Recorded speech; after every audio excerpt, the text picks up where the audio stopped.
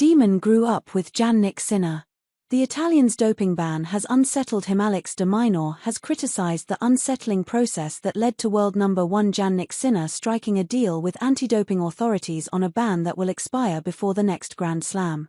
De Minaur is friends with Sinner and hits regularly with him, but Australia's top 10 star remains disappointed with the secretive nature of the investigation into, and subsequent deal with, the Italian. He also revealed in an interview with this masthead ahead of Indian Wells how his hectic start to the year had taken a toll mentally, and that he was learning on the run about dealing with expectation. Jannik is an incredible guy. I've grown up with him, and I've seen his values and what he's done on and off the court.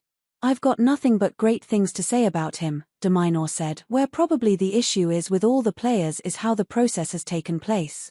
That's what's made it a little bit unsettling for the players, the deal and, how differently, things have happened in the past. We were kept in the dark until the very end, so that's what has caused all the rattles.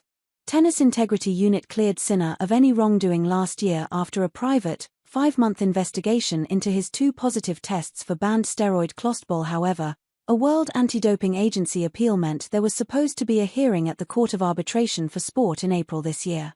That never went ahead because Sinner accepted a negotiated 3-month suspension. Sinner is due to return in early May, ahead of the Rome Masters, but seems likely to hold on to his #1 ranking, given his massive buffer over his nearest rivals. Number 10 de Minaur, who faces Lorenzo Sonego or David Goffin in the second round at Indian Wells, is in his own race, with only 715 points separating 5th and 1-1. It keeps you on edge because you know that every week counts, de Minaur said. Whether you have a good week, or if you have a bad week, you're going to go up or down in the rankings.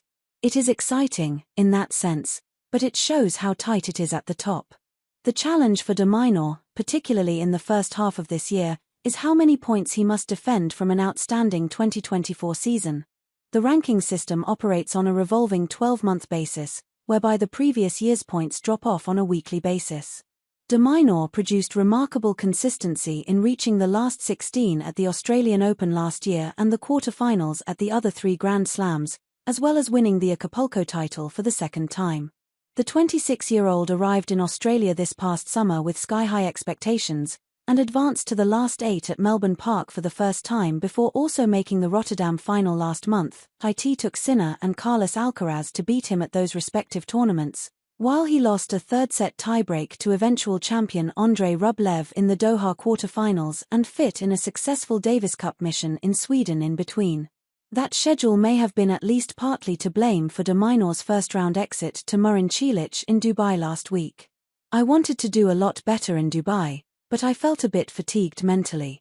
It's been, obviously, a pretty big start to the year, he said, but I think it's definitely helped me to come to Indian Wells nice and early, have a little bit of time to feel refreshed, and ready to go again. I didn't touch a racket for 4 or 5 days. I spent a lot of time on the golf course, and relaxing and having a second to take a deep breath. There is some relief on the horizon for de Minaur. A serious hip injury last year at Wimbledon derailed his season, including missing Masters 1000 events in Montreal, Cincinnati, and Shanghai, even if he still managed to reach the last 8 at the US Open.